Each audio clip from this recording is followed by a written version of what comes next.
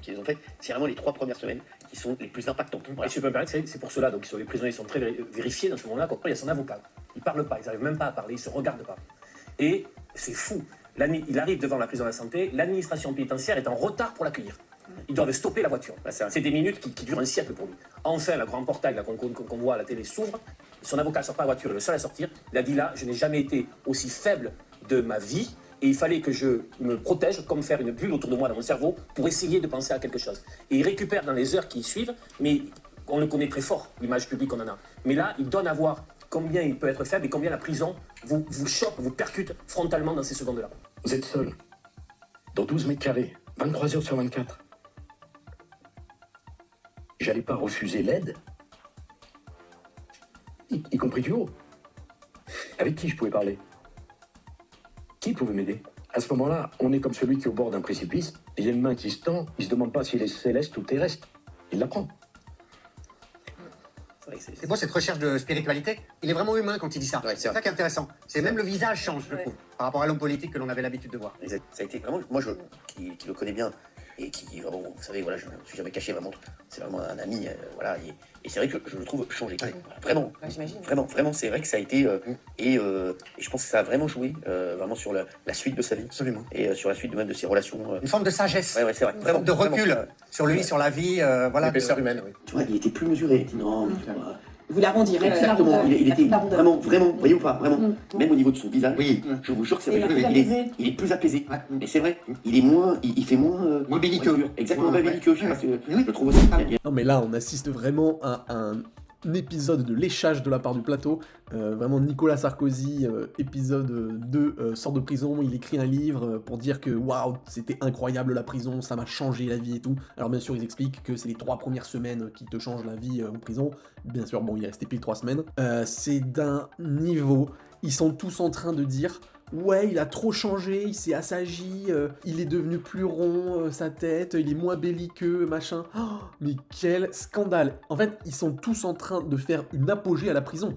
Parce que quand tu les entends, le mec a fait 3 semaines en prison, il est super gentil maintenant, il est super apaisé, il est super doux, il est plus mesuré quand il parle, il a une meilleure mine. Non mais sans déconner, tout ce qu'ils font dire, et encore là je vous mets que des petits passages, mais vraiment la séquence sur Nicolas Sarkozy à TBT9, c'est de la propagande. Et ils s'en rendent même pas compte, parce que là vraiment ils font une propagande pour la prison, à dire que c'est génial, il faut surtout y aller, même si vous avez rien à vous reprocher, faites un délit les gars, et comme ça vous allez vous ressourcer en prison. Enfin vraiment, mais c'est d'un ridicule quoi, ils font tellement pitié. Et tout ça c'est vraiment à but de le remettre devant de la scène. Vous allez voir qu'en 2027 c'est Sarkozy qui va être président, mais à tous les coups. Si c'est pas encore un gars de la Macronie, c'est sûr et certain que c'est Sarkozy qui est président, je vous le parie, si bien sûr il décide de se représenter, mais je vois pas pourquoi il le ferait pas. T'as l'impression que c'est un messie, c'est fou comme dans les médias, on peut rendre les gens teubés, quoi. Alors je sais que de base les gens sont teubés, mais là ça montre à quel point c'est le cas. C'est un mec que la France, la majorité de la France gerbait, hein, la preuve, on a préféré voter un Flamby plutôt que réélire Sarkozy. Ça montre quand même le niveau de dégoût qu'on avait pour ce mec. Et donc la majorité des gens le trouvent à chier, mais vous allez voir que la majorité des gens vont élire pour lui. Parce qu'ils vont se dire, ah mais le mec a fait de la prison, oh là là c'est quand même génial, ça a de la gueule, c'est Mandela quoi. Vous comprenez, il a changé, c'est un nouvel homme. Vraiment c'est pitoyable.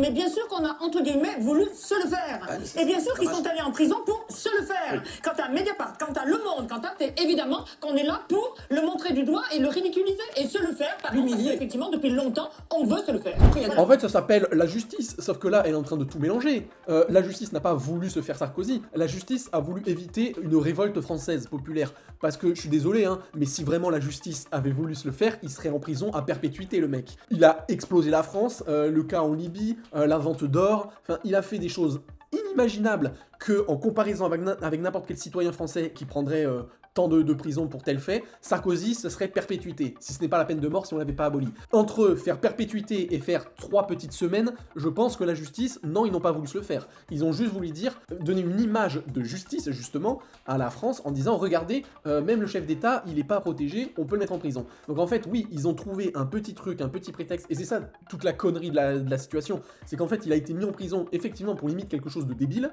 donc 3 semaines pour association de malfaiteurs, je crois, pour une chose qui était presque pas ultra confirmée. Donc c'est pour ça qu'en fait, c'est double peine. Parce que du coup, tout le monde est en train de crier au scandale, que ils ont voulu se le faire et tout ça, alors qu'il n'y avait rien à se reprocher. Mais parce qu'en fait, ce pourquoi il allait en prison est effectivement ridicule, voire même un peu pas complètement clair, quoi. Alors que, en l'occurrence, toutes les autres trucs qu'il a fait en tant que chef d'État officiel, hein, comme je le répète, hein, l'ingérence en Libye, la vente de l'or, enfin, et plein d'autres conneries pour lesquelles il mériterait la prison, ça par contre c'est passé sous la trappe. Qu'on arrête, comme cette pauvre meuf, de dire ah oui, la justice a voulu se faire Sarkozy. Non, la justice a protégé Sarkozy. Et justement, au lieu de le foutre à perpète, ils se sont dit on peut pas le laisser en liberté, tout simplement, parce que ça serait scandaleux et les Français râleraient. Donc on va dire regardez, on va le mettre en prison. Sauf qu'ils ont choisi le pire des trucs, c'est-à-dire vraiment un truc qui était même pas hyper complet, pour le foutre en prison 3 semaines. Donc voilà, vraiment c'est juste scandaleux. Quand on pense que y a un pays comme le Brésil où on se dit qu'il y a plus de corruption là-bas que dans un pays comme la France, bah en fait eux ils ont quand même foutu leur président en prison et pour pas mal de temps je crois. Donc voilà, c'est vraiment 2 poids 2 mesures.